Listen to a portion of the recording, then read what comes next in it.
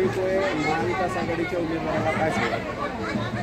महाविकास आघाडीच्या उमेदवाराला जनतेच्या प्रत्येक स्तरातून खूप चांगला प्रतिसाद मिळतो आहे। खरं म्हणजे जनतेनं जी निवडणूक हाती घेतली असं सगळं दिसतं आहे। मी खऱ्या अर्थानं महाविकास आघाडीचे आभार या निमित्तानं मानणार आहे की आम्ही मानस फाउंडेशनच्या वतीनं आवाहन केलं होतं की एकल महिलांच्या संदर्भात, विधवा घटस्फोटित महिलांच्या संदर्भात, त्यांच्या समस्या सोडवण्याच्या संदर्भात त्यांनी जाहीरनाम्यामध्ये उल्लेख करावा। आणि मला सांगायला आनंद होतो की महाविकास आघाडीने त्यांचा जो जाहीरनामा तयार केला आहे त्या जाहीरनाम्यामध्ये पेज क्रमांक 43वर विधवा घटस्फोटित महिलांना न्याय देण्यासाठी, त्यांच्या समस्या सोडवण्यासाठी तसंच विधवा प्रथा प्रतिबंध कायदा करण्याच्या संदर्भात त्यांनी जाहीरनाम्यामध्ये उल्लेख केलेला आहे।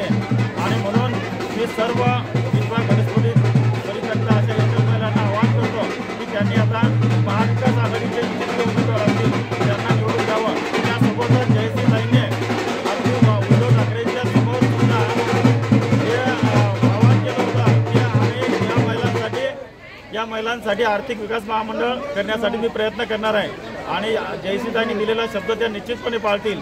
आणि म्हणून सर्व एकल महिलांना मी अशी विनंती करतो की त्यांनी जयश्रीताईच्या पाठीमागा निश्चितपणे उभं राहावं आणि त्यांच्या मशाल निशाणीवर शिक्का मारावा।